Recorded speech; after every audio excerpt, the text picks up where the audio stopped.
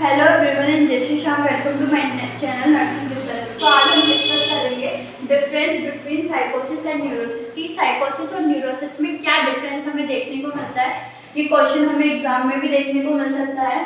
तो साइकोसिस and neurosis में अगर हम बात करें फर्स्ट जेनेटिकल फैक्टर्स की, फर्स्ट इज व्हाट कि जेनेटिकल फैक्टर। तो जेनेटिकल फैक्टर जो होते हैं वो साइकोसिस में तो क्या होते हैं, प्रेजेंट होते हैं, या फिर बोल सकते हैं कि मोर इम्पोर्टेंट होते हैं किसकी तुलना में न्यूरोसिस में, यानी इसमें क्या होगा, लेस इम्पोर्टेंट होगा। ठीक है, तो जेनेटिकल फैक्टर जो होगा वो साइकोसिस में मोर इम्पोर्टेंट होगा, न्यूरोसिस में लेस इम्पोर्टेंट होगा। नेक्स्ट बात करें इसके अंदर ब्रेन डिजीज की। जो ऑर्गेनिक ब्रेन डिजीज होती है,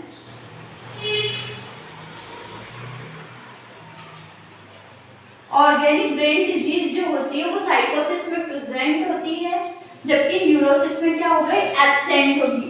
क्योंकि जो न्यूरोटिक डिसऑर्डर्स होते हैं ये क्या होते हैं, ये मेंटल डिसऑर्डर्स होते हैं या ग्रुप ऑफ मेंटल डिसऑर्डर हम इसे कह सकते हैं, जिसके अंदर पेशेंट में क्या देखने को मिलता है, इमोशनल रिएक्शन पेशेंट या शो करता है किसी भी एक्सटर्नल मतलब किसी भी स्टिमुलाई के रिगार्डिंग, आप स्ट्रेस कह लो, फियर कह लो, टेंशन कह लो, जिसकी वजह से जो सिम्टम्स अराइज हो रहे हैं वो न्यूरोटिक डिसऑर्डर्स कहलाते हैं। जो ब्रेन डिसऑर्डर होते हैं वो न्यूरोटिक डिसऑर्डर कहलाते हैं। ठीक है, जिसके अंदर क्या होता है कि पेशेंट में उसकी जजमेंट में, उसके परसेप्शन में, उसके थॉट में, उसके जो इवेंट्स होते हैं, कॉन्टेक्ट ऑफ रियलिटी होती है, उसमें चेंजेस हमें नहीं देखने को मिलते, ना ही इसकी हेलुसिनेशन एंड डेल्यूजन हमें वहाँ पेशेंट में देखने को मिलेगा, ना ही जो ऑर्गेनिक ब्रेन डिजीज होती है वो उसमें प्रेजेंट, यानी कि जो भी इसमें मेंटल डिसऑर्डर होते हैं उसके पीछे कोई भी ऑर्गेनिक कॉज नहीं होता है पेशेंट के, वो क्या कहलाते हैं, न्यूरोसिस कहलाते हैं या न्यूरोटिक डिसऑर्डर कहलाते हैं। तो ऑर्गेनिक ब्रेन जो डिजीज होती है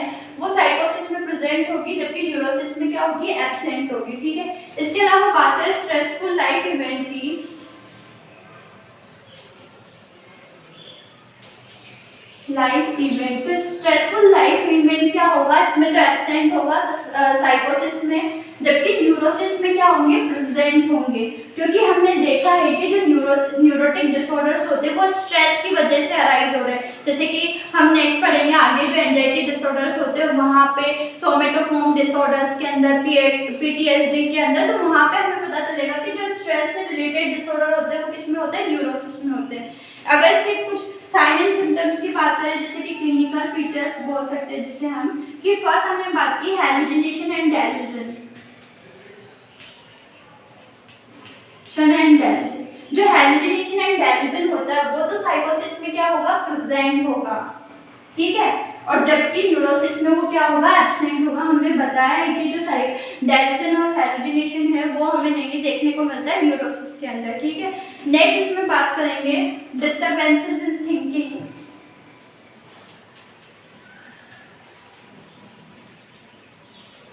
तो डिस्टर्बेंसेस जो होगा थिंकिंग का वो साइकोसिस में अफेक्ट होगी, या बोल सकते हैं प्रेजेंट होगी। थिंकिंग और वहाँ पे बेसिकली वहाँ पे अफेक्टेड होगी, और इसमें क्या होगा, एब्सेंट होगा या नॉट अफेक्टेड, हम इसे कह सकते हैं कि थिंकिंग अफेक्ट नहीं होगी। ठीक है, इसके अलावा बोल सकते हैं नेक्स्ट अगर हम बात करें इसमें तो कॉग्निटिव फंक्शंस की। तो कॉग्निटिव जो फंक्शन होंगे वो साइकोसिस में अफेक्ट होंगे।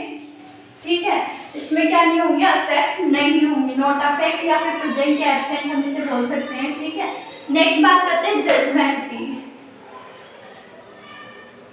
जजमेंट जैसे कि हमने बताया कि इसमें न्यूरोसिस में अफेक्ट नहीं होगा, यानी कि यहाँ पे जजमेंट जो होगा पर्सन का वो अफेक्ट नहीं होगा। इट मीन्स जजमेंट जो होगा प्रेजेंट होगा, और इसमें जो साइकोसिस होगा उसमें एब्सेंट होगा। ठीक है, वही बात करें अगर उसके कंट्रोल ऑफ रियलिटी, या फिर बोल सकते हैं यहाँ पे हम कॉन्टेक्ट विद रियलिटी, इसमें एब्सेंट होगी, जबकि न्यूरोसिस में क्या होगी, प्रेजेंट होगी। यहाँ पे पेशेंट की जो इनसाइड है, अगर हम बात करें न्यूरोसिस में तो इनसाइड अफेक्टेड नहीं होगी पेशेंट की, जबकि इसमें क्या होगी, साइकोसिस में अफेक्ट होगी। तो इसमें वही एब्सेंट एंड इसमें क्या होगा, प्रेजेंट होगी। ठीक है, ये देखिए कुछ साइन एंड सिम्टम्स। अगर ट्रीटमेंट की हम बात करें, ट्रीटमेंट के बिहाफ पे साइकोसिस एंड न्यूरोसिस में, तो ट्रीटमेंट में फर्स्ट आता है साइकोफार्माकोलॉजी, जो कि अगर हम बात करें साइकोफार्माकोलॉजी की,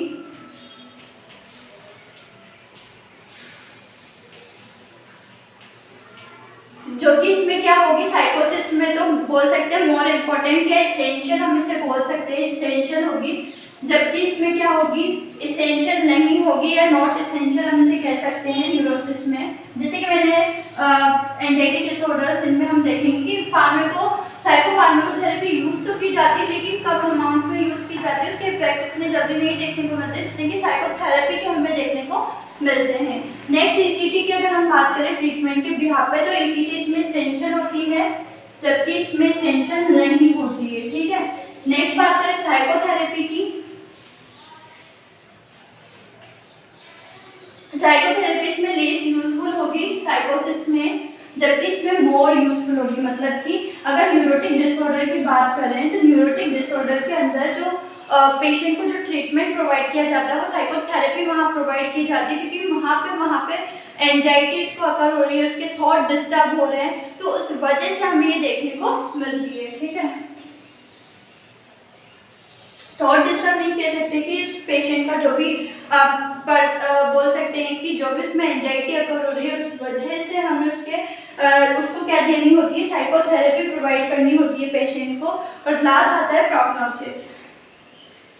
इसके अंदर जो अगर प्रोग्नोसिस की बात करें, तो साइकोसिस के अंदर पेशेंट इजीली मतलब बोल सकते हैं कि रिकवरी पॉसिबल नहीं होती है, जबकि न्यूरोसिस में रिकवरी पॉसिबल होती है, क्योंकि यहाँ पेशेंट को हम साइकोथेरेपी पे ज़्यादा बिलीव कर रहे हैं कि पेशेंट को साइकोथेरेपी प्रोवाइड करते हैं, जिसकी वजह से उसका जो माइंड का जो कॉन्सेप्ट है, जो थॉट है, जो उसका वो चेंज होता है किसी भी सब्जेक्ट से रिलेटेड, सिचुएशन से रिलेटेड।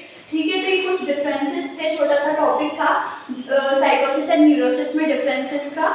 अगर इसमें किसी को कोई प्रॉब्लम हो, बाकी तो आई होप क्लियर होगा आपको। Thank you.